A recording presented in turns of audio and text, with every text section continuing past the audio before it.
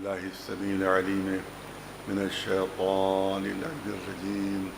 بسم الله الرحمن الرحيم.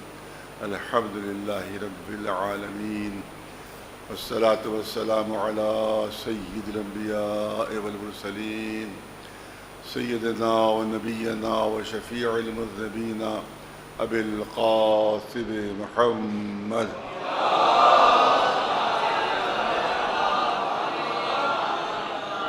وأهل بيته الطيبين الطاهرين المعصومين. أما بعد، فقد قال رسول الله صلى الله عليه وآله وسلم: إني تارك فيكم الثقلين كتاب الله وعطرتي أهل بيتي ما إن تمسكتم بهما لن تضلوا بعدي إنهما لن يفترقا حتى يرد علي الحوض. صلوات بھیجے پر محمد وآل محمد.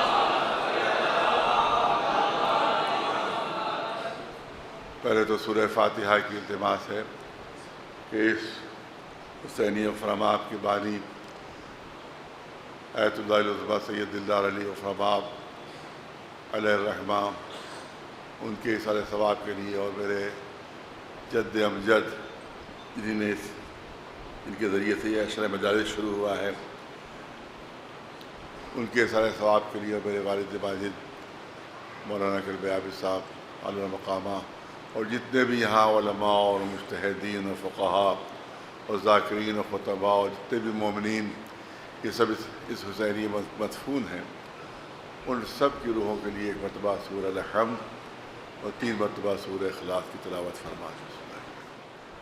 کل کی مختصر مجلس میں، کیونکہ یہاں اس حسینیے کا انداز یہ ہے کہ 29 کے حساب سے یہاں مجلسیں شروع ہو جاتی ہیں، چاہے وہ چاند ہوا ہو یا چاند نہ ہوا ہو، کیونکہ بزرگوں سے یہ معلوم ہوا ہے کہ ایک مرتبہ 30 کے حساب سے مجلسیں شروع ہو گئی، یہاں چاند کی تصدیق نہیں ہوئی.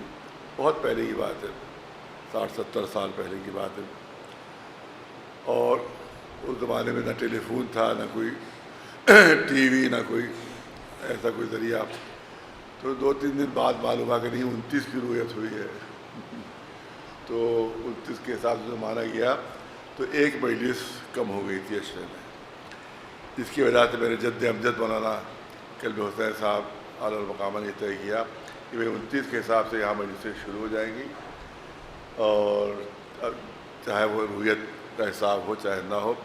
لہٰذا کل اسی لحاظ سے مجلس تھی، اور کیونکہ حالانکہ اگرچہ رؤیت نہیں ہوئی تھی، آج پہلی محرم ہے، لیکن کل مجلس ہوئی. لیکن کیونکہ وہ اعلان اس کا نہیں ہوتا تو بہت مختصر مجمع اس میں میں نے جناب فرماب رحمۃ اللہ علیہ کا تذکرہ کیا تھا. اور میں چاہتا ہوں 2-4 جملے ہے، سب چیزیں تو نہیں دہرا سکتا، لیکن 2-4 جملے ضرور آپ کے سامنے پیش کر دوں کہ یہاں جو حوض علمیہ قائم ہوا بر صغیر ہند و پاک میں، وہ سب سے پہلا حوض علمیہ انہی کے ذریعے سے یہاں پر بنا ہے، اور یہ بہت اہمیت ہے لکھنؤ کی. اس پہ لکھنؤ والوں کو فخر کرنا چاہیے. یہ لکھنؤ والوں کا شرف ہے کہ نجف کے حوض علمیہ کے بعد دنیا میں دوسرا جو شیعوں کا حوض علمیہ قائم ہوا وہ لکھنؤ میں ہوا تھا. اور جو قم آج بہت مشہور ہے جو حوض علمیہ، وہ لکھنؤ کے تاریخی لحاظ سے دیکھ رہا ہے. بات اہمیت کی نہیں ہو رہی ہے، بات تاریخی ہو رہی ہے کہ تاریخی لحاظ سے دیکھا جائے تو حوض علمیہ قم بعد میں ہے، اور لکھنؤ کا حوضہ وہاں سے پہلے یہاں قائم ہو چکا تھا. اور اس زمانے میں کیونکہ شیعہ علماء موجود نہیں تھے، تو لہٰذا اکیلے تنہا جناب فرماب جو تھے وہ اس حوض علمیہ کے بانی تھے، اور انہی کے سینکڑوں کے جو شاگرد تھے اور پورے ہندوستان میں پھیلے، اور شیعت کی تبلیغ ہوئی. اور صحیح معنوں میں جو شیعہ مذہب پھیلا ہے وہ جناب فرماب کے ذریعے ہی سے پھیلا ہے، کیونکہ پہلے یہاں تقیے میں تھے سب کے سب شیعہ. یعنی عجیب تاریخ ہے، آپ تاریخ اٹھا کے دیکھیں گے نہ سمجھے کہ میں ممبر سے کہہ رہا ہوں، ہسٹری ہے، یہ تاریخ یہ ہے کہ جناب فرماب سے پہلے پورے ہندوستان میں، پورے بر صغیر ہند و پاک، اس زمانے پاکستان تو تھا نہیں، پاکستان کا کوئی وجود ہی نہیں تھا اس زمانے میں.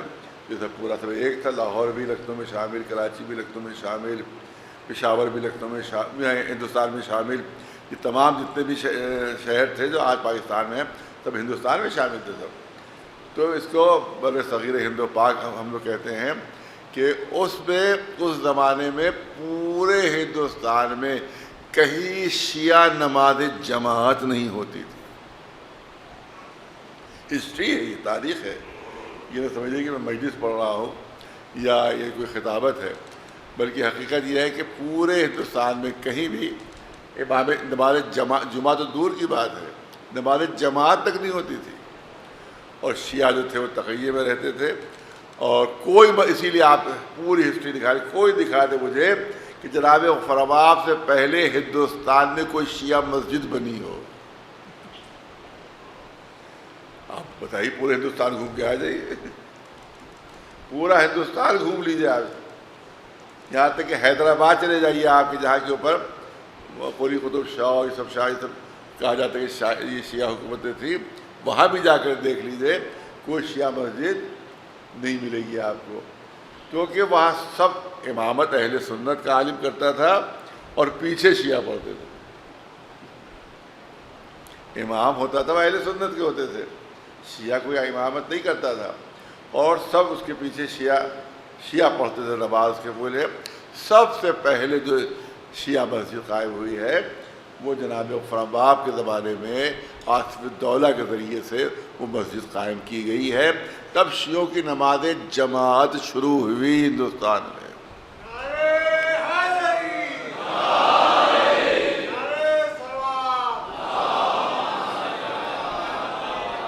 تقریباً 200 سوا 200 سال کی ہسٹری ہے. اور اس کے بعد پھر نماز جمعہ شروع ہوئی. اور یہ بھی عجیب چیز ہے، نماز جمعہ اس وقت نہ ایران میں ہوتی تھی نہ عراق میں ہوتی تھی.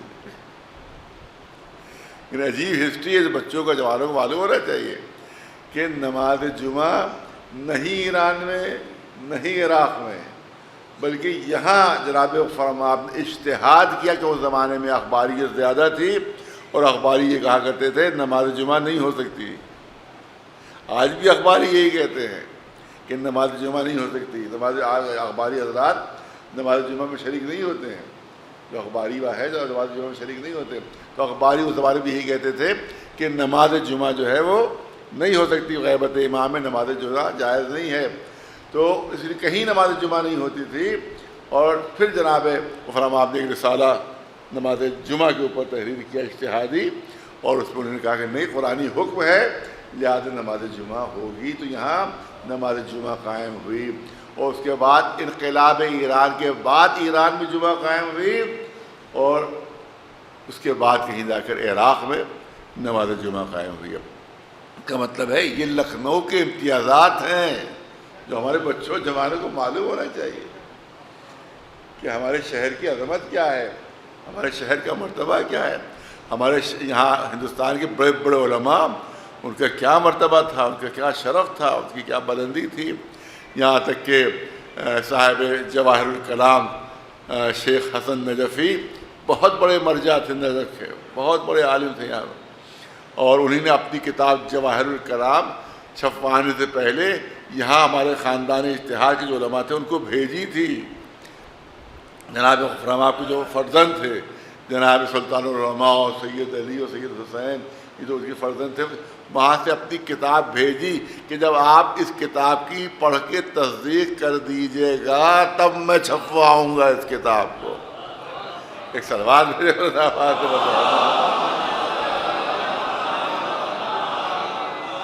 اتنا بڑا عالم، اتنا زبردست عالم تھے جو صاحب جواہر الکلام. آج جو علماء ان کی کتاب سے استفادہ کرتے ہیں، اور انہی نے وہاں سے اپنے جواہر الکلام کتاب کتنی جلدوں میں جو تھی، 25-26 جلدوں میں تھی، اس کو یہاں بھجوایا کہ آپ اس کی تصدیق کیجئے. یہاں علماء اور ہمارے خاندان اجتہادی کے علماء تھے اس زمانے میں کہ آپ تصدیق کیجئے، اور تاکہ اس کے بعد اس کو چھپوائیں اس کو. اور کسی نے یہاں سے کوئی بھیج دیا خط کوئی مسئلہ پوچھنے کے لیے صاحب جواہر کو، یہاں سے کسی نے خط لکھا کہ میرے اس مسئلے کا جواب دے دیجئے آپ. یہ ہندوستان سے کسی نے خط بھیجا کہ اس مسئلے کا جواب دے دیجئے. انہیں جواب دینے کے بجائے اس پر لکھا کہ جب ہندوستان میں سلطان العلماء اور سید العلماء جیسے علماء موجود ہیں تو سوال تو مجھ سے کیوں کر رہے ہو؟ مجھ سے کیوں پوچھ رہے ہو؟ وہاں خود علماء موجود ہیں، تم انہی سے سوال کرو، وہی تمہارے مسئلے کا جواب دیں گے۔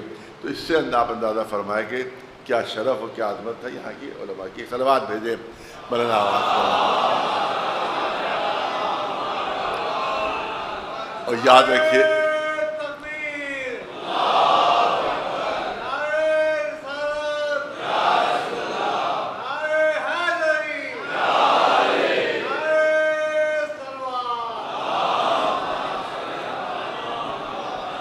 اور یہیں ابھی کچھ دن پہلے علماء کا جلسہ ہوا تھا تو میں نے وہاں پہ ایک جملہ کہہ دیا تھا، اس سے لوگ ناراض بھی ہو گئے تھے۔ میں مولوی حضرات مجھ سے تقریباً سبھی لوگ ناراض رہتے ہیں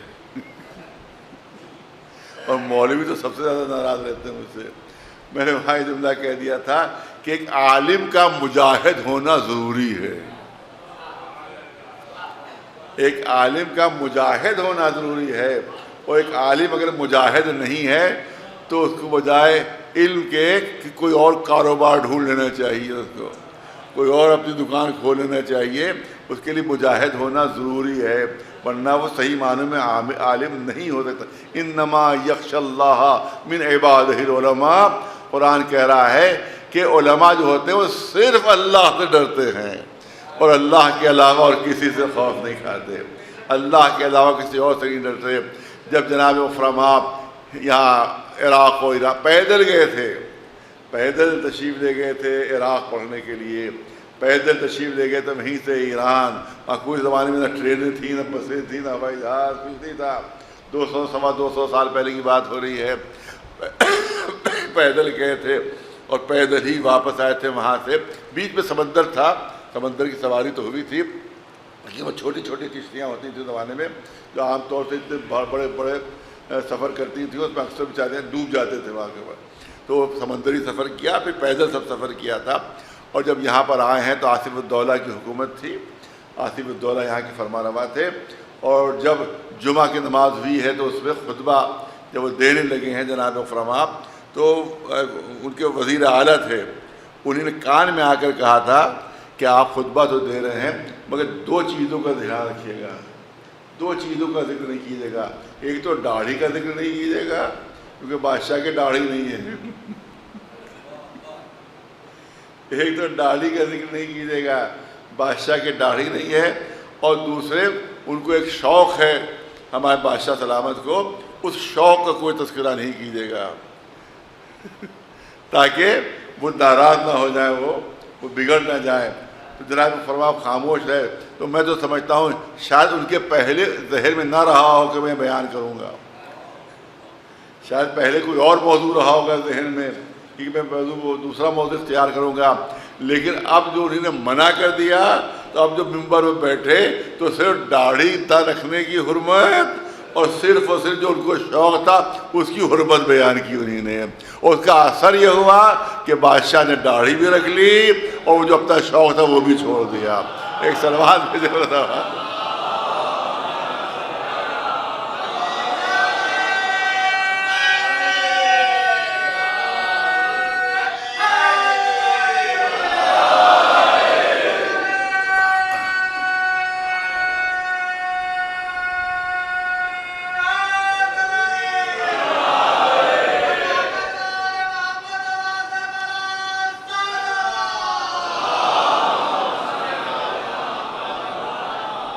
ان کے بیٹے سلطان العلماء سید محمد، ان کے زمانے کا واقعہ ہے کہ اس وقت کے جو بادشاہ تھے، میں نام مجھے یاد نہیں رہا، کوئی جو بادشاہ تھے انہوں نے کوئی فتویٰ مانگا۔ فتویٰ ایسا تھا جو خلاف اسلام تھا، جس پر جو مرضی کے خلاف تھا فتویٰ، وہ کچھ اور چاہتے تھے اور سلطان العلماء نے فتویٰ کچھ اور دیا۔ وہ کسی خاتون سے شادی وادی کرنا چاہتے تھے، بہت زیادہ ان کو خاتون سے محبت تھی، لیکن اس سے نکاح جائز نہیں تھا۔ وہ چاہتے تھے کہ سلطان العلماء اس کو جائز قرار دے دیں تاکہ ان کا نکاح اپنے جس خاتون کو وہ چاہتے ہیں پسند کرتے ہیں اس سے نکاح ہو جائے، لیکن فتویٰ دے دیا کہ نہیں، اس سے نکاح نہیں ہو سکتا۔ اتنا ناراض بادشاہ، اتنا ناراض کہ سپہ سالار کو حکم دے دیا، سردار فوج کو حکم دے دیا کہ ان کے گھر کو توپ سے اڑا دیا جائے، سلطان العلماء کے گھر کو توپ سے اڑا دیا جائے، تو اب وہ جو سپہ سالار اس نے کچھ جواب نہیں دیا اس نے، لیکن جب صبح ہوئی تو اب عجیب منظر نظر آیا کہ ایک توپ کا رخ سلطان العلماء کے گھر کی طرف تھا اور ایک توپ کا رخ بادشاہ کے محل کی طرف تھا۔ ایک توپ کا رخ جو تھا وہ سلطان العلماء کی طرف تھا، ایک توپ کا رخ بادشاہ کے محل کی طرف۔ بادشاہ نے گھبرا کر کہا یہ کیا، میں نے تو تمہیں حکم دیا ہے کہ جو مولانا ہیں جنہیں فتویٰ دیا ہے ان کے گھر کو اڑا دو، تم نے تو ایک توپ کا رخ میری طرف کر دیا ہے۔ تو سردار لشکر نے کہا کہ اگر دین کا بادشاہ نہیں رہے گا تو پھر دنیا کا بادشاہ بھی نہیں رہے گا۔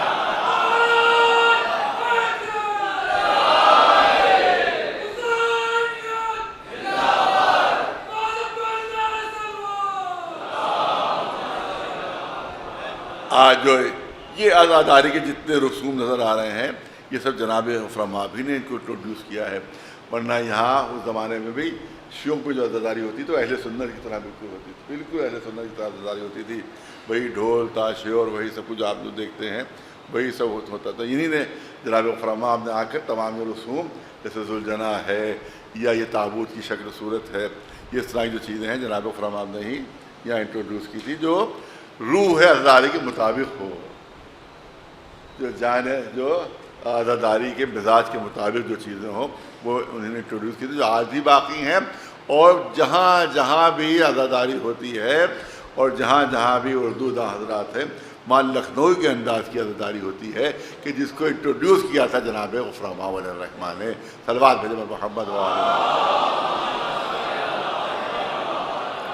اور آخری جملہ کر دوں کہ جتنے بھی خانوادے ہندوستان اور پاکستان میں علمی خانوادے ہیں، سب خانوادے نہیں، علمی خانوادے جتنے بھی ہیں ان کے جو موری سے اعلیٰ ہیں وہ شاگرد ہیں یا جناب غفراماب کے یا ان کے بیٹوں کے شاگرد۔ کوئی بھی اب دام دینے کی ضرورت نہیں ہے کہ دو بھی تصور کر لیجیے علمی خانوادہ، یہ خیال رہے کہ خانوادہ علمی ہو، ہر خانوادہ نہیں، جو علمی خانوادے ہیں ان کے جو موری سے اعلیٰ، بنارس میں وہاں جو موری سے اعلیٰ وہ بھی شاگرد تھے خاندان اجتہاد کے، فیض آباد میں جو علماء ہیں ان کے موری سے اعلیٰ وہ بھی شاگرد تھے، اور ہندوستان میں جتنے بھی خانوادے علمی خانوادے ہیں ان سب کے موری سے اعلیٰ شاگرد ہیں یا جناب غفراماب کے یا ان کی کسی نہ کسی بیٹے کے۔ ایک صلوات بھیجو اللہ محمد۔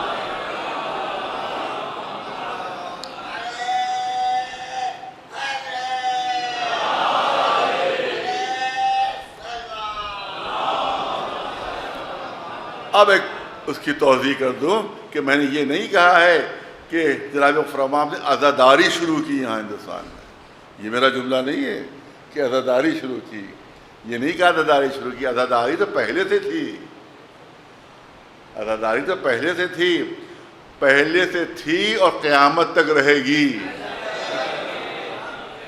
لیکن اس میں کچھ اصلاحات کی تھی انہوں نے، کہ اب دھیان میں کوئی نہیں کہ صاحب نے کہا کہ عزاداری شروع کی انہوں نے، نہیں، عزاداری شروع نہیں کی تھی، نہیں، عزاداری تھی مگر اس کے انداز میں تبدیلی کچھ کی تھی، اس کے رسوم اور رواج میں کچھ تبدیلی کی تھی، ورنہ عزاداری تو جب سے شہادت امام حسین ہوئی ہے عزاداری تھی، ہے اور قیامت تک رہے گی، کیونکہ یہ ایک ماں کی دعا کا اثر ہے۔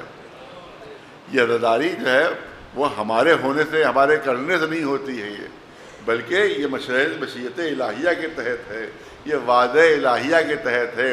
اب جو بھی عزاداری کے مخالف ہیں اور عزاداری کو مٹانا چاہتے ہیں وہ ہم سے نہیں لڑ رہے ہیں، توجہ رہے، جو عزاداری کو مٹانا چاہتے ہیں لاکھ کوشش کر رہے ہیں، بجائے مٹنے کے بڑھ رہی ہے، بجائے ختم ہونے کے اضافہ ہو رہا ہے، وہ ہم سے نہیں لڑ رہے ہیں، وہ ہم سے جنگ نہیں کر رہے ہیں، ہم نے نہ عزاداری شروع کی ہے نہ ہم نے وعدہ کیا ہے کہ عزاداری باقی رہے گی۔ جو لڑ رہا ہے وہ اللہ سے لڑ رہا ہے، جو لڑ رہا ہے وہ رسول اللہ سے لڑ رہا ہے۔ ہم شکست کھا سکتے ہیں، نہ اللہ شکست کھا سکتا ہے، نہ رسول اللہ کو ہار ہو سکتی ہے، لہذا ہمیشہ مٹانے والے مٹتے رہیں گے، عزاداری باقی رہے گی۔ ایک صلوات بھیجو۔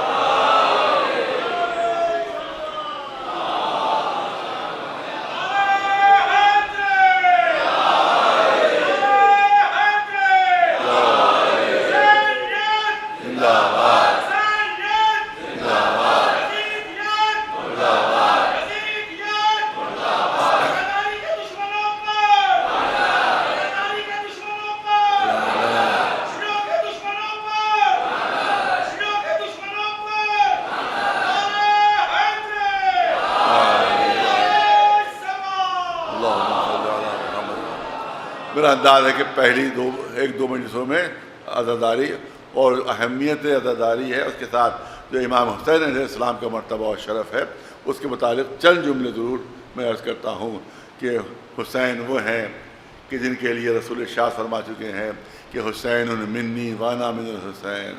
حسین وہ ہیں کہ جن کے لیے رسول شاہ فرما چکے ہیں کہ الحسن و حسین سیدہ شباب اہل الجنہ. یہ صلوات بھیجے پر محمد.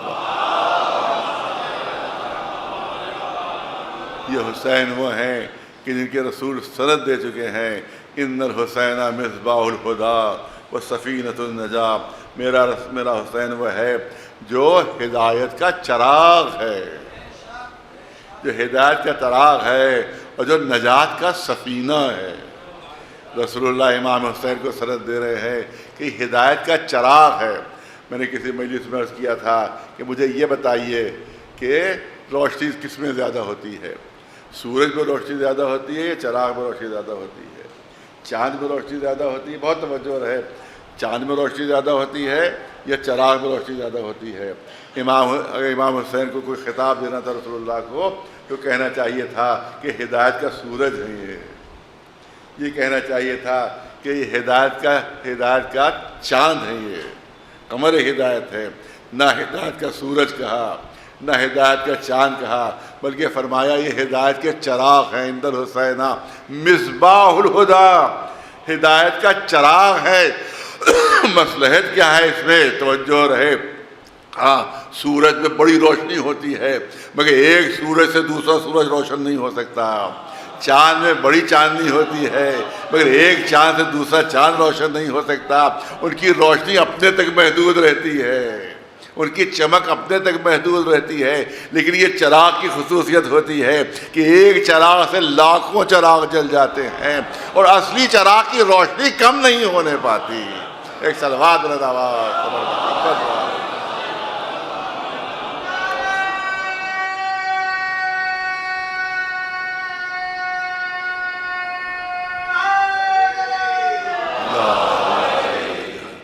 یہ ہے لبیک یا حسین،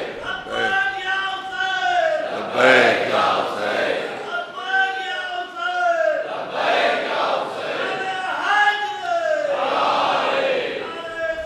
اور ایک چیز کا اعتراف کرنا ہے کہ ایک فضیلت ایسی ہے کہ جو میں نے کسی شیعہ کتاب میں نہ دیکھی نہ کسی شیعہ عالم سے سنی.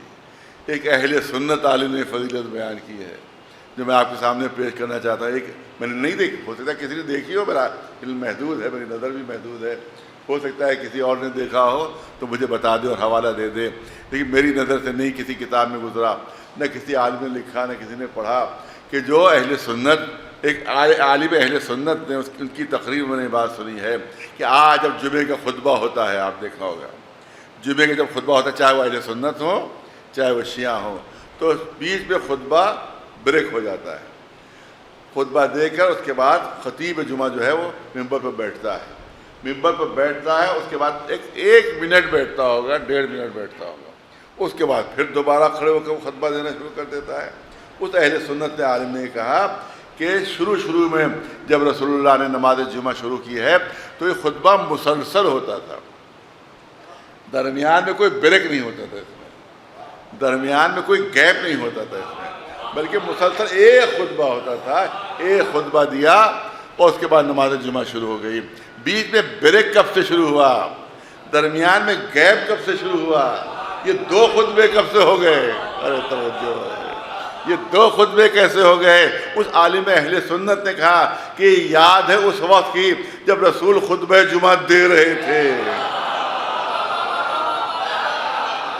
آپ خطبہ نہیں تھا، آپ تقریر نہیں تھی کہ خطاب کر رہے ہیں مسلمانوں کو جیسے خطبہ دیا کرتے تھے. نہیں، نماز جمعہ کا خطبہ تھا، نماز جمعہ کا خطبہ تھا. رسول جمعہ کا خطبہ دے رہے ہیں، میں یہاں کے اوپر مجلس پڑھ رہا ہوں، میں سامنے سب کچھ دیکھ رہا ہوں، لیکن جو سن رہے ہیں وہ صرف میری طرف دیکھ رہے ہیں. ان کو نہیں پتا کہ پیچھے کیا واقعہ ہو گیا، ان کو نہیں معلوم کہ پیچھے کیا ہو گیا. میں یہاں سے سب وہاں تک دور تک دیکھ رہا ہوں، وہاں کے اوپر رسول خطبہ دے رہے ہیں، تمام اصحاب کا رخ رسول کی طرف ہے. تمام اصحاب کا رخ علی کی رسول کی طرف ہے. خطبہ دیتے دیتے رسول کی نگاہ پڑی کہ حسین داخل ہو رہے ہیں. حسین داخل ہوئے. میں تو سمجھتا ہوں کہ مشیت الہیہ سے یہ واقعہ ہوا ہے، ورنہ حسین کے قدم جو ہیں وہ بہکنے والے نہیں ہیں، دامن میں پھنسنے والے قدم نہیں ہیں. دیکھا کہ دامن میں قدم پھنسا اور اب حسین گرنے والے ہیں. حسین گرنے والے ہیں. جمعے کا خطبہ رسول نے چھوڑا. جمعے کا خطبہ رسول نے چھوڑا. دوڑ کر آگے بڑھے اس سے پہلے کہ حسین زمین تک پہنچے. رسول اللہ نے آغوش میں لے لیا. آغوش میں لے کر آئے، ممبر پر بیٹھ گئے. حسین کو اپنی آغوش میں رکھا. ھذا الحسین فاعرفوہ فانصروہ. ارے یہ میرا حسین ہے، اس کی معرفت بھی حاصل کرو اور اس کی مدد بھی کرنا. تو بس جتنی دیر حسین کو رسول نے اپنے زانو پر بٹھائے رکھا تو خطبہ بریک ہو گیا. اس کی یادگار آج تک منائی جاتی ہے. ایک صلوات بھیجو مولانا محبت. آج بھی اسی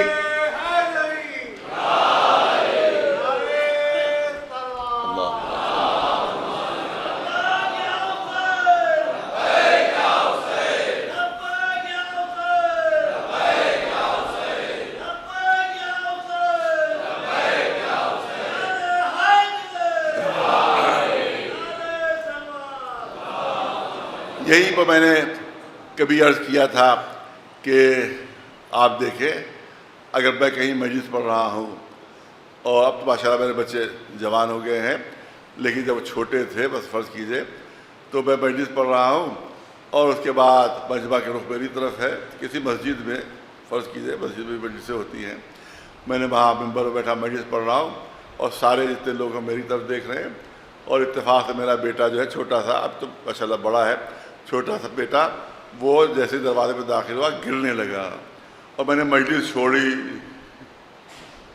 اور مجلس چھوڑ کر دوڑتا ہوا گیا اور دوڑتا ہوا جا کر اس بچے کو میں نے گود میں اٹھا لیا اور ممبر پہ بٹھا دیا. تو آپ یاد رکھیے کوئی بھی اس کو اچھا نہیں سمجھے گا. ارے بھائی ایسی بیٹے کی محبت کہ مجلس چھوڑ دی، ایسی بیٹے کی محبت. ارے کسی سے کہہ دیتے، اتنے نمازی تھے، کسی سے کہہ دیتے وہ بڑھ کے اپنے بیٹے کو اٹھا لیتا. ارے صاحب ایسی محبت تو نہیں اچھی کہ آپ نے نماز جو ہے وہ مجلس چھوڑ دی اور دوڑ کے پورا مجمع چیختے ہوئے گئے اور اس کے بعد آپ نے اپنے بیٹے کو اٹھا لیا. تو اس کے بعد کوئی اس کو اچھا نہیں سمجھے گا، کوئی اس کو صحیح نہیں سمجھے گا. لیکن ایک دوسرا انداز ہے کہ میں ممبر پہ بیٹھا ہوا ہوں اور ایسا ہوتا ہے بعض مسجدیں ایسی ہوتی ہیں جہاں الماریوں کے اوپر قرآن مجید رکھے ہوتے ہیں پڑھنے کے لیے کہ نمازی جو آئیں وہ آ کر قرآن مجید کی تلاوت کریں. میں نے یہ دیکھا کہ ایک کسی سبب سے کسی کا ذرا سا دھکا لگ گیا، کچھ ہو گیا. میں نے دیکھا یہ قرآن جو ہے وہ اوپر سے کھسکا اور کھسک کے ایسا تھا کہ بس گرنے ہی والا تھا. اور اگر میں کسی نمازی سے کہوں تو جب تک وہ نمازی اٹھے اس وقت وہ قرآن زمین پر گر پڑے گا. تو اس سے پہلے کہ وہ قرآن زمین پر گرے میں نے مجلس چھوڑ دی، دوڑ کر آگے بڑھا اور گرتے ہوئے قرآن کو سنبھال لیا. تو اب یاد ہے کہ اب کوئی برا نہیں کہہ سکتا کیونکہ میں نے قرآن گرنے سے بچایا ہے. تو رسول اپنے نواسے کے لیے نہیں اٹھے تھے بلکہ قرآن ناطق کو زمین پر گرنے سے بچا رہے تھے. ایک صلوات بلند آواز محمد والا.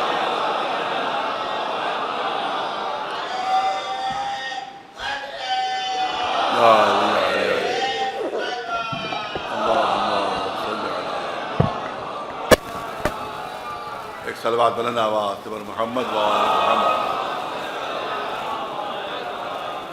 اب نمازی کا ذکر آ گیا ہے تو اسی پر 2-3 جملے عرض کر دوں کہ رسول اللہ نماز پڑھ رہے ہیں. بہت مشہور واقعہ سنتے رہتے لیکن اب ذکر آیا تو عرض کروں. اور حالت سجدہ میں ہیں امام حسین. آپ دیکھیں کہ شہزادی کا گھر، آپ جو گئے ہیں مدینہ منورہ، شہزادی کا گھر ہے، اس کے بعد مسجد ہے، اس کے بعد تھوڑی دور پر پہنچ کر وہاں کے پر وہ محراب ہے جہاں پر رسول اللہ نماز پڑھاتے تھے. تو گھر سے اور محراب تک تھوڑا فاصلہ ہے. تو جناب امام حسین وہاں سے گھر سے نکلے اور اصحاب کی صفوں کو چیرتے ہوئے گئے، عالم سجدہ میں رسول اللہ ہے، اور سجدے میں تھے، ان کی پیٹھ پر جا کر بیٹھ گئے، پیٹھ پر جا کر بیٹھ گئے۔ یہاں پر کبھی کبھی کہا جاتا ہے کہ اس میں کوئی، یہ تو بچپنا تھا حسین کا، کیونکہ بچوں کو سواریوں کا بڑا شوق ہوتا ہے، باپ کبھی اپنی پیٹھ جھکا دیتا ہے، اس پر بیٹا دندھا سے بیٹھ جاتا ہے، نانا اپنی پیٹھ جھکا دیتا ہے اور اس پر نواسا بیٹھ جاتا ہے۔ تو آس پہ یہ کھیلتے کھیلتے آئے تھے اور وہاں پر دیکھا رسول سجدے میں، تو حسین بچپنے میں بیٹھ گئے۔ تو سواریوں پر بیٹھنے کا تو شوق ہوتا، تو میں کہتا ہوں کہ اگر سواری پر بیٹھنے کا شوق ہوتا حسین کو بچپنے میں، تو راستے میں بڑی سواریاں موجود تھیں اور بڑی بڑی تیز رفتار سواریاں تھیں،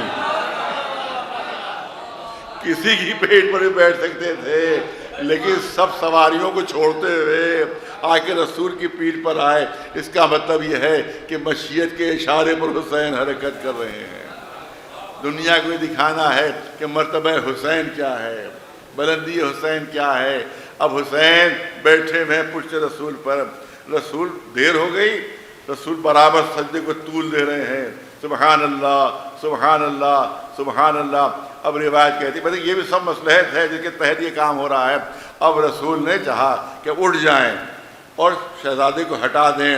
روایت کہتی ہے کہ اللہ نے فوراً جبریل کو بھیجا، جبریل کو بھیجا، اے جبریل جاؤ میرے حبیب سے کہو کہ جب تک حسین اپنی مرضی سے نہ اترے، جب تک حسین اپنی مرضی سے نہ اترے اس وقت تک سجدے سے سر نہ اٹھائیں، اس وقت تک سجدے سے سر نہ اٹھائیں۔ اب حسین پشت رسول کے اوپر ہیں اور رسول عالم سجدہ میں ہیں، جبریل انتظار کر رہے ہیں، جبریل اس بات کا انتظار کر رہے ہیں کہ اللہ حکم دے، رسول انتظار کر رہے ہیں کہ جبریل اشارہ کریں، توجہ رہے، رسول انتظار کر رہے ہیں کہ جبریل اشارہ کریں، جبریل اشارہ انتظار کر رہے ہیں کہ حکم الہی ہو، اور اللہ انتظار کر رہا ہے کہ حسین اپنی مرضی سے اترے ہیں۔ ایک صلوات بھیجے مولانا محمد والے۔ ارے یہ وہ ہیں کہ جن کے ذریعے سے شریعت بنتی ہے، جب یہ عمل کرتے جاتے ہیں تو شریعت بنتی جاتی ہے، توجہ رہے۔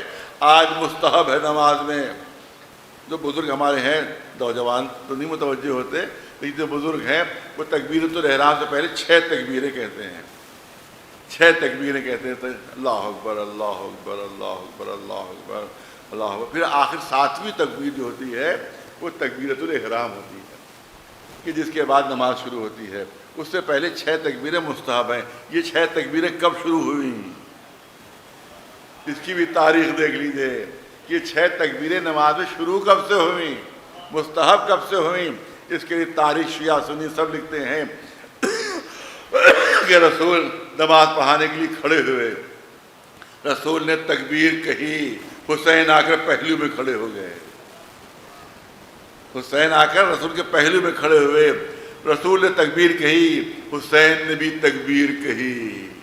رسول کو اپنے بچے کی تکبیر اتنی پسند آئی کہ رسول نے دوبارہ تکبیر کہی، حسین نے پھر اس تکبیر کو دہرایا، اتنی پسند آئی کہ پھر رسول نے تکبیر کہی۔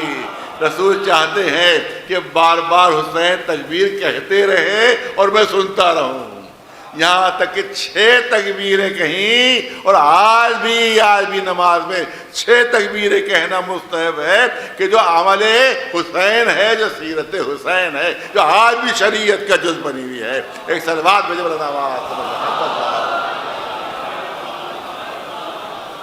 ایک صلوات بلند آواز سے محمد۔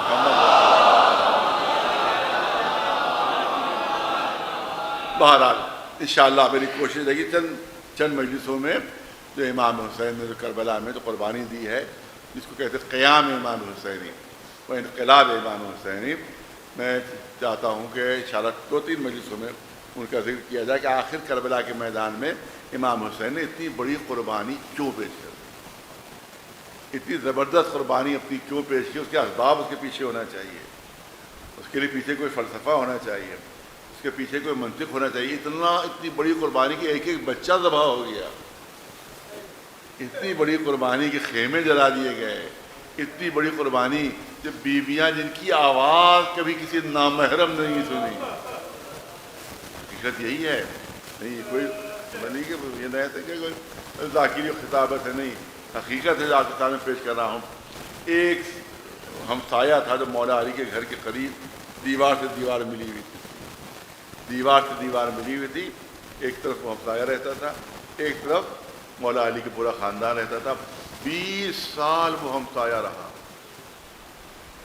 20 سال مولا علی کے گھر کا ہمسایہ رہا. اس نے گواہی دی کہ 20 سال تک میں نے کسی بھی خاتون کی آواز نہیں سنی. 20 سال تک کسی خاتون کی آواز نہیں سنی جو برابر سے ایک دیوار بیچ رہتا ہے. اس نے 20 سال تک بیویوں کی آواز نہیں سنی, اور یہی بیویاں بازو میں رسیاں بندھی, یہی بیویاں بازار کوفہ میں ہیں, یہی بیویاں بازار شام میں ہیں. تو کون سی مصیبت اسلام پر پڑی تھی کہ حسین کو اتنی بڑی قربانیاں دینا پڑ گئی. جناب علی اکبر کے سینے پر برچھی, قاسم زندگی میں پامال ہو گئے, جناب عباس کے دونوں بازو قلم ہو گئے. صرف یہی نہیں بلکہ ننھے سے علی اصغر کے گلے پر 3 بھار کا تیر لگا. حسین کی آغوش میں 3 دن کی بھوک اور پیاس سے سارے بچے تڑپ رہے ہیں. آخر کیا بات تھی جو اتنی بڑی قربانی, کیا سبب تھا, اس کے پیچھے فلسفہ کیا تھا؟ انشاءاللہ اس سلسلے میں گفتگو تھوڑی سی ہو گئی, لیکن آج دن وہ ہے اور آج کا طریقہ وہ یہاں کا یہی ہے کہ ایک شہید کا ذکر کیا جاتا ہے, اور شہید وہ ہے جو تمہید کربلا ہے. جو جیسے قرآن مجید میں بسم اللہ الرحمن الرحیم سے قرآن شروع ہوا ہے, تو یہ شہادت وہ ہے کہ جس سے قرآن کربلا شروع ہوا ہے. وہ کون ہے؟ وہ ہے جناب مسلم. میں چاہتا ہوں, میں نے اس لیے ابھی شروع کر دیا ہے, میں چاہتا ہوں کہ جناب مسلم کا تھوڑا سا تفصیلی ذکر ہو جائے, تفصیلی ذکر ہو جائے, ورنہ بہت مختصر سی شہادت ان کی پڑھی جاتی ہے. لیکن میں چاہتا ہوں تھوڑا سا تفصیلی 10 منٹ اتنی بڑی قربانی دینا جس کو اکیلے بھیجا ہے. آپ تصور کیجئے کہ جہاں لاکھوں کی آبادی ہو, اس میں کتنا مرتبہ تھا امام حسین کی نگاہ میں جناب مسلم کا, کہ تمام دشمنوں کے نرغے میں جن کی لاکھوں کی تعداد تھی, حسین نے اکیلا بھیجا جناب مسلم. اور اس کے بعد سند دے دی کہ جو آ رہے ہیں یہ میرے ثقہ بھی ہیں اور میرے معتمد بھی ہیں. نائب بن کر, سفیر بن کر یہ جناب مسلم کوفے میں تشریف لائے ہیں, اور سند دی ہے کہ معتمدی و ثقتی. کتنی بڑی سند, امام معصوم سند دے رہا ہے کہ یہ میرے قابل اعتماد ہیں اور یہ میرے ثقہ ہیں. یاد رکھیے حسین وہ ہیں جو رسول کے لیے ثقہ ہیں, حسین وہ ہیں جو علی کے معتمد ہیں. تو حسین علی کے معتمد ہیں, رسول کے ثقہ ہیں, اور مسلم وہ ہے کہ جو حسین کے معتمد ہیں اور حسین کے ثقہ ہیں. اس سے آپ اندازہ فرمائیں کہ جناب مسلم کا کیا مرتبہ تھا, اور اکیلے ان کو کس طرح سے انہوں نے کوفے میں اپنا نائب بنا کر بھیجا. 18,000 تفصیل آپ کے سامنے ہے, 18,000 لوگوں نے بیعت کی تھی جناب مسلم کے ہاتھوں پر. 18,000 لوگوں نے بیعت کی تھی.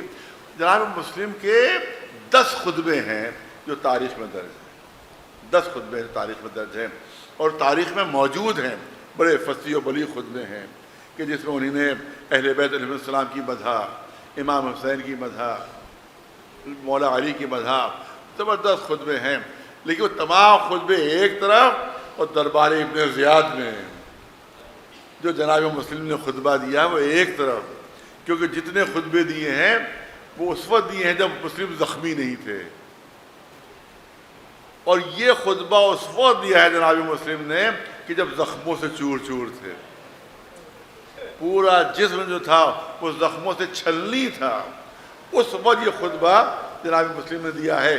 میں نے ظاہر کہ طویل خطبہ ہے, اس میں سے چند جملے میں نے نوٹ کر لیے ہیں تاکہ آپ حضرات کی خدمت میں پیش کی جا سکے, اندازہ ہو کہ کیسا اس عالم میں کیسا فصیح و بلیغ اور شجاعانہ خطبہ دیا ہے کہ جس کے ہاتھ میں ہتھکڑیاں ہوں، جس کے پیروں میں بیڑیاں ہوں، جو زنجیروں سے جکڑا ہوا ہو، جس کے سر سے خون کی دھاریں بہ رہی ہیں، جس کے دندان مبارک زخمی ہو چکے ہو، جو خود سے پانی نہ پی سکتا ہو، اتنا زخمی ہو۔ آپ کو معلوم ہے کہ جناب مسلم جب لڑ رہے تھے تو جب کوفہ کے لشکر اور یزیدی لشکر مقابلہ نہ کر سکا، 1500 سوار آئے تھے اور سب کو ہرا دیا تھا جناب مسلم نے، سب کو شکست دے دی تھی۔ اس کے بعد ایک گڑھا کھودا گیا تھا، گڑھے کو خس و خاشاک بچھا دی گئی تھی۔ اس کے بعد جوش شجاعت میں جناب مسلم آگے بڑھتے چلے آ رہے ہیں۔ اس گڑھے پہ نظر نہیں پڑی، اس گڑھے کے اندر گر گئے تھے۔ جب اندر گر گئے تھے تو ان بزدلوں نے اوپر سے نیزے مارنا شروع کیا، اوپر سے تلواریں مارنا شروع کی تھی، اوپر سے پتھر مار رہے۔ ہمارا مظلوم آقا گڑھے کے اندر ہے، اوپر سے پتھر مارے، اب تک دفاع بھی نہیں کر سکتے۔ آقا اب تک دفاع نہیں کر سکتے کیونکہ گڑھے کے اندر ہے، اور وہ سب لوگ اوپر ہیں، اوپر سے نیزے چبھو رہے ہیں، تلواریں پھینک رہے ہیں، پتھر مار رہے۔ ارے صرف یہی نہیں بلکہ کوفے کی عورتیں اپنی چھتوں پر تھیں، وہاں سے جلتی بھی لکڑیاں پھینک رہی تھیں۔ اسی لیے ہمارے ایک بزرگ عالم نے کہا ہے کہ مسلم کی مظلومیت بڑھی ہوئی تھی کربلا والوں سے، کربلا والوں سے مسلم کی مظلومیت بڑھی ہوئی تھی، کیونکہ جب بھی کربلا میں کوئی مقابلے کے لیے جاتا تھا تو کبھی سامنے سے حملہ ہوتا تھا، کبھی پشت سے حملہ ہوتا تھا، کبھی پہلوؤں سے حملہ ہوتا تھا، کبھی چاروں طرف سے حملہ ہوتا تھا۔ لیکن مسلم کے لیے ایک سمت بڑھی ہوئی تھی، چاروں طرف سے بھی حملہ تھا اور چھتوں سے بھی حملہ ہو رہا تھا۔ زنان کوفہ آگ پھینک رہی تھیں، جلتی ہوئی لکڑیاں ڈال رہی تھیں۔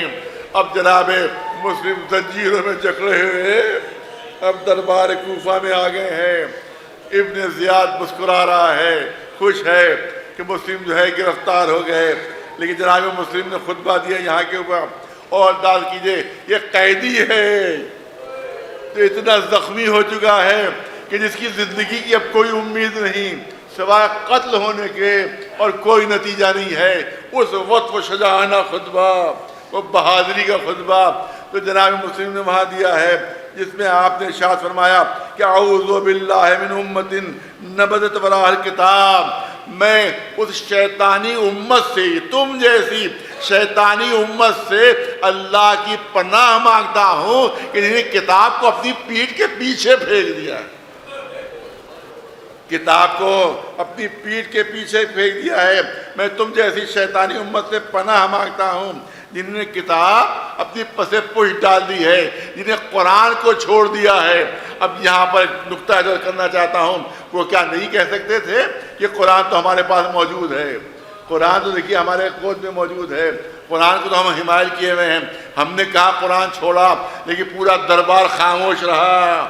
جب مسلم نے کہا تم نے قرآن چھوڑ دیا، تمام دربار خاموش ہے، کسی کی زبان نہیں کھلی کہ نہیں قرآن تو ہم نے نہیں چھوڑا، قرآن تو ہمارے ساتھ ہے۔ اس کا مطلب ہے کہ ابن زیاد درباری بھی مان رہے تھے کہ اصل قرآن یہ کتاب نہیں ہے، اصل قرآن اہل بیت ہیں، اصل قرآن حسین ہے کہ جن کو ہم نے چھوڑ دیا ہے۔ اس کے بعد اقتدت ابلیس دون رب الارباب، ارے تم وہ ہو کہ جو شیطان کے قدم بقدم چل رہے ہو۔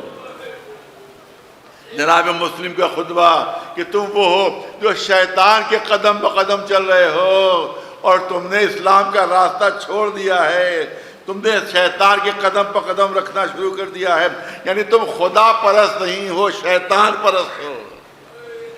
یہ دربار ابن زیاد میں یہ زخمی مسلم خطبہ دے رہے ہیں کہ تم خدا پرست نہیں ہو، تم شیطان پرست ہو۔ وَرَزَتْ بِنَقْلِ التُّرَابِ دُونَ ابو تراب، اور تم پوجا کر رہے ہو مٹی کی، تم نے ابو تراب کو چھوڑ کر تم نے تراب کی پوجا کرنا شروع کر دی ہے، تم وہ ہو جس نے ابو تراب کو چھوڑ دیا ہے تم اور مٹی کی پوجا کر رہے ہو. الخارجیو ان من رغبتہ بیعت امیر المومنین, تم ایسے خارجی ہو کہ جس نے علی کی بیعت کو چھوڑ دیا ہے. یہ کیوں کہہ رہے ہیں؟ کیونکہ جب بھی کوفے میں آئے تھے جناب مسلم تو کہا جاتا تھا کہ خارجی آ گیا ہے, ایک کافر آ گیا ہے. تو اسی کا جواب دے رہے ہیں کہ خارجی میں نہیں ہوں, کافر میں نہیں, خارجی تم ہو کہ جس نے علی کی بیعت توڑ دی ہے, جس نے علی کی بیعت کو چھوڑ دیا ہے. اس کے بعد ارشاد فرماتے ہیں تم خارجی ہو جس نے امیر المومنین کی بیعت کو چھوڑ دیا, اپنے گرد اتار دیا ہے. کیونکہ وہاں یزیدی یہ کہہ رہے تھے یہ کافر و خارجی, امام حسین کے لیے بھی کہا تھا, وہاں کوفے میں پورا پروپیگنڈا یہی ہو رہا تھا, ایک خارجی نے خروج کیا ہے, ایک کافر نے خروج کیا ہے. اس کا جواب جناب مسلم پہلے ہی سے دے رہے ہیں, اور اس کا مطلب ہے کہ یہ یزیدی تھے جو مسلم کو کافر کہہ رہے تھے. نہیں, لفظوں پر توجہ رہے, یہ یزیدی تھے جو مسلم کو کافر کہہ رہے تھے. اس کا مطلب ہے کہ مسلمانوں کو کافر کہنا یہ یزیدیوں کی ایجاد ہے. ارے توجہ رہے, مسلمانوں کو کافر کہنا یہ یزیدیوں کی ایجاد ہے. تو یاد رکھیے کہ جو بھی ہمیں کافر کہہ رہا ہو سمجھ لیجئے کوئی یزیدی ہے جو کافر کہہ رہا ہے. اس کے بعد آپ فرماتے ہیں کہ کیف احتاجی الی الاسلام الی ہؤلاء الاضغاث, میں اس کہا کہ کافر ہے یہ مسلم جو ہے یہ کافر ہے, کہا میں تمہاری سند کی حاجت نہیں ہے کہ جو مجھے سند دے. بہت توجہ چاہوں گا یہاں کے اوپر جو جناب مسلم نے ارشاد فرمایا ہے. اس کے بعد بے انتہا اہم جملے ہیں جو جناب مسلم نے ارشاد فرمائے ہیں کہ دیکھو تم مجھے کافر کہہ رہے ہو, تم مجھے خارجی کہہ رہے ہو, میں اسلام کے لیے تمہاری سند کا, تم جیسے اوباشوں کی سند کا محتاج نہیں ہو. ارے توجہ رہے کہ کیف احتاجی اسلامی الی ہؤلاء الاضغاث, ہم تم جیسے بدماشوں اور جن کے شجرے کا کوئی پتہ نہیں ہے, جن کے نسب کا کوئی پتہ نہیں ہے, جن کے باپ دادا کا کوئی پتہ نہیں ہے, میں ان کی سند کا محتاج نہیں ہوں کہ تم مجھے مسلمان سمجھتے ہو یا نہیں سمجھتے ہو.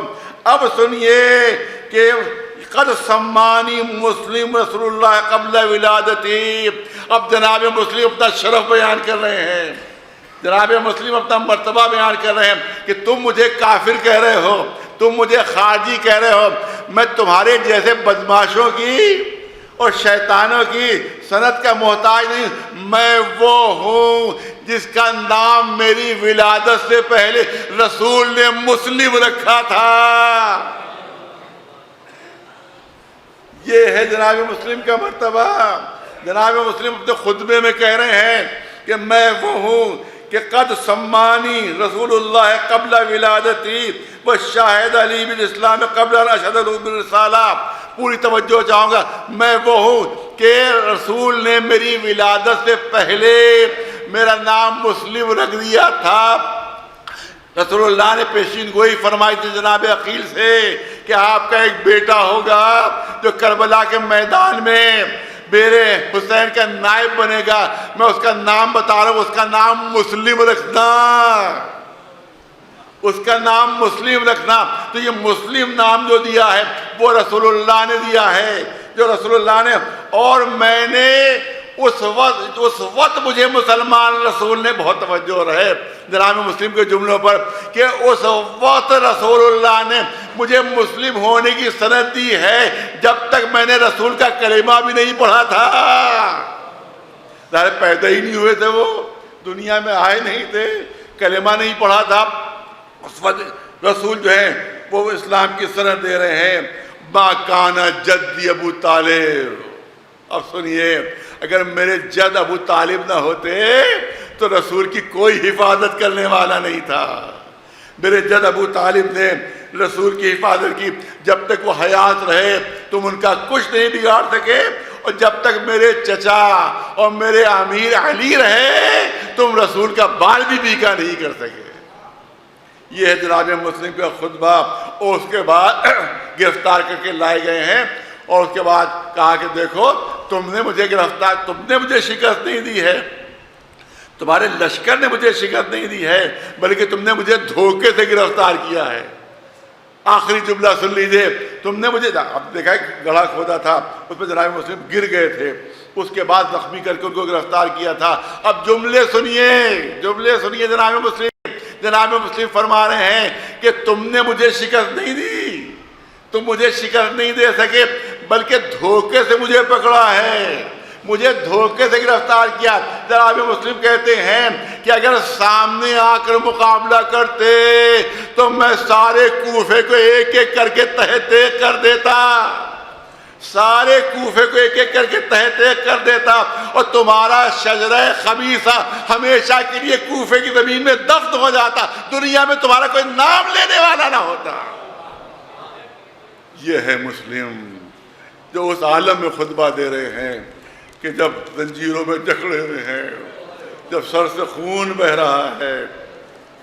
جناب مسلم نے فرمایا کوئی ہے جو مجھے پانی پلا دے، کوئی ہے جو مجھے پانی پلا دے۔ انکار ہوا، اے مسلم تم پیاسے مر جاؤ گے، اے مسلم تمہیں کوئی پانی نہیں دے گا۔ ایک شخص کو رحم آتا ہے، اس نے اپنے غلام سے کہا جاؤ اور مسلم کو پانی پلا دو۔ جناب مسلم کے لیے وہ ایک جام آب لے کر آیا۔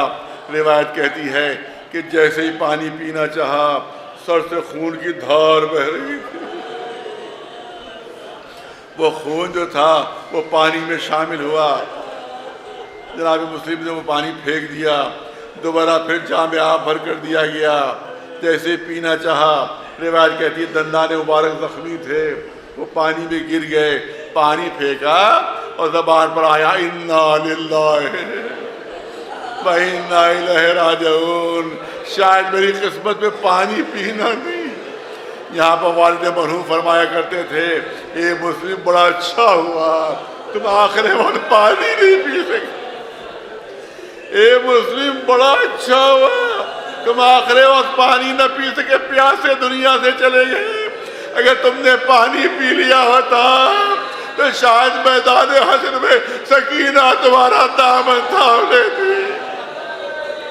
اے چچا آپ کو آخر وقت پانی مل گیا، مگر میرا دھندا ذالیت ہے، بجائے پانی کے 3 بھال کا تیر، اور میرا بابا آخر وقت تک پانی ہوتا مگر اس کو پیاسا ذبح کر دیا گیا۔ ہاں زدار مجلس کا وقت ختم ہو رہا ہے۔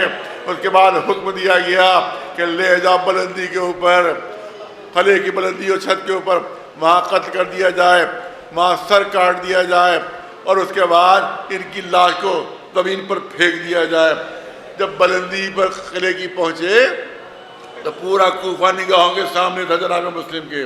دیکھا بازار سجے ہوئے ہیں، عید کا دن قریب ہے، باپ اپنے بچوں کو لیے ہوئے خریداری کے لیے آ رہے ہیں۔ قاتل نے کہا بس ایک لمحے کی مہلت دے دے، میں ان لوگوں سے کچھ بات کر لوں، میں ان لوگوں سے کچھ بات کر لوں۔ پکار کر چھت سے کہا اے کوفے والوں دیکھو مجھے قتل کیا جا رہا ہے، مجھے نہیں معلوم کہ میرے بچے کہاں ہیں، مجھے نہیں معلوم کہ بچے کدھر ہیں۔ اگر تم میں سے کوئی کسی کو میرا بچہ نظر آ جائے تو میں وصیت کرتا ہوں اس سے بتانا نہیں کہ تمہارا باپ مارا گیا، میرے بچوں سے نہ بتا دینا کہ تمہارا بابا قتل ہو گیا، تمہارا بابا مارا گیا، ان کو برداشت نہیں ہوگا۔ ہاں زرداروں روایت کہتی ہے کہ قاتل نے تلوار چلانا چاہی مگر تلوار ہاتھ سے چھوٹ گئی، پھر تلوار چلانا چاہی پھر تلوار ہاتھ سے چھوٹ گئی۔ آخر میں اس نے کہا کہ کسی دوسرے جلاد کو بلا لو، میں مسلم کو قتل نہیں کر سکتا۔ ابن زیاد آیا آخر کیا بات ہے؟ ارے تجھ کو اتنے پیسے ملتے ہیں تو قتل سے انکار کیوں کر رہا ہے؟ کہا میں کیا کروں، جب بھی میں تلوار چلانا چاہتا ہوں میں دیکھتا ہوں سامنے رسول اللہ ارے اپنے سر کے بالوں کو پکڑے ہوئے، میرے مسلم نے تیری کیا خطا کی، میرے مسلم نے تیری کیا خطا کی ہے؟ دوسرا جلاد لایا جاتا ہے، یہاں کے اوپر امام حسین انتظار کر رہے ہیں، کہ شاید کوئی خبر آ جائے، اب تفصیلی مسائل کا موقع نہیں، شاید کوئی خبر آ جائے، شاید کوئی خبر آ جائے۔ جناب عباس بے چین ہو کر امام حسین کے قریب پہنچے، بھائی آقا میرا دل سینے میں تنگی کر رہا ہے، پتہ نہیں میرے بھیا مسلم کا کیا حال ہے، پتہ نہیں کیا حال ہے۔ آپ تو معجز نما ہیں، آپ تو صاحب اعجاز ہیں، ارے اعجاز سے مجھے کوفے کا منظر دکھا دیجیے کہ میرے بھیا مسلم کا کیا حال ہے۔ آقا آ کر کہا امام حسین نے، یہ عباس قریب آ جا۔ جناب عباس قریب آئے، اپنی 2 انگلیاں بلند کی کہ اس کے درمیان دیکھو کیا نظر آ رہا ہے، کیا آقا کوفہ نظر آ رہا ہے، کیا اور غور کرو کیا نظر آ رہا ہے، کیا ابن زیاد کا محل نظر آ رہا ہے، کیا آئے عباس اور غور کرو اب کیا نظر آ رہا ہے، کیا کوفے اس قلعے کی چھت پر کوئی مظلوم ہے جس کے سر پر قاتل تلوار لیے کھڑا ہوا ہے، کہ اے عباس یہ تمہارا بھائی مسلم ہے، یہ تمہارا بھائی مسلم ہے، اس کی گردن کٹنے والی ہے، تلوار چلنے والی ہے۔ عباس نے گھبرا کر کہا، اے آقا جہاں یہ معجزہ آپ نے دکھایا ہے اپنے اعجاز سے مجھے کوفے بھجوا دیجیے، مجھے کوفے بھجوا دیجیے۔ اے عباس کیا جنگ کرو گے؟ کہا نہیں آقا جنگ کی تو اجازت آپ نے نہیں دی ہے، جنگ نہیں کروں گا، بلکہ کوفے کی دیوار کے نیچے کھڑا ہو جاؤں گا، قلعے کی دیوار کے نیچے کھڑا ہو جاؤں گا۔ ارے اتنی اونچائی سے جب میرے بھائی کا جسم زمین پر گرے گا تو جسم کا کیا عالم ہوگا، مجھے جلدی سے پہنچا دیجئے۔ اے عباس ذرا نیچے تو نگاہ ڈالو۔